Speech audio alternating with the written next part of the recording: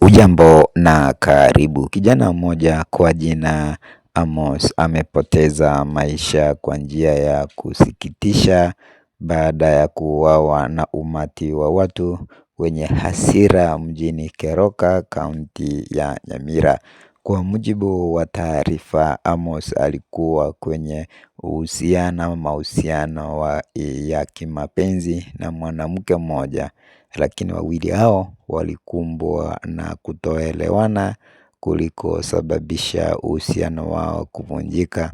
Baada ya kuachana, Amos aliamua kwenda nyumbani kwa mwanamke huyo ili kuchukua mtungi wa gesi na simu ambayo alikuwa amemnunulia kama zawadi wakati walipokuwa pamoja.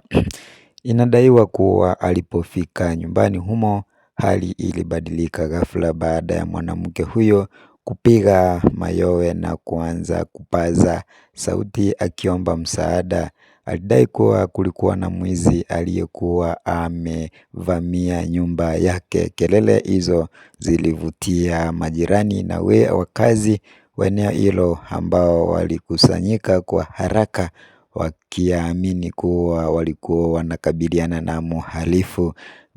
Bila kufanya uchunguzi wowote au kujua ukweli wa kilichokuwa kinaendelea, umati huo ulimvamia Amos na kuanza kumshambulia kwa vipigo na mawe.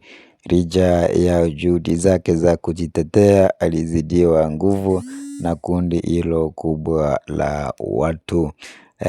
Mashuhuda wanasema kuwa Amos alipigwa kikatili hadi kupoteza fahamu na baadaye alifariki kutokana na majeraha makubwa aliyopata. Ni baada ya tukio hilo ndipo ilipobainika kuwa aliyekuwa ameuawa si mwizi, bali ni kijana aliyekuwa na uhusiano wa awali na mwanamke huyo.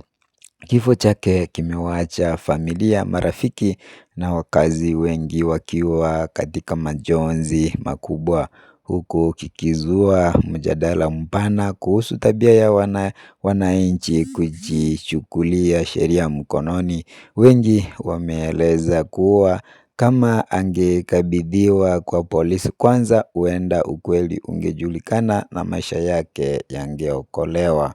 Hiyo ndio hali ambayo imebainika kwa sasa, kwamba kijana mmoja amepoteza maisha yake kwa njia isiyo ya kueleweka, kwa sababu watu walichukua sheria mikononi mwao na kumpiga kabla ya kumuuliza ni kipi kiendelea. Lakini inasemekana ya kwamba Amos alijaribu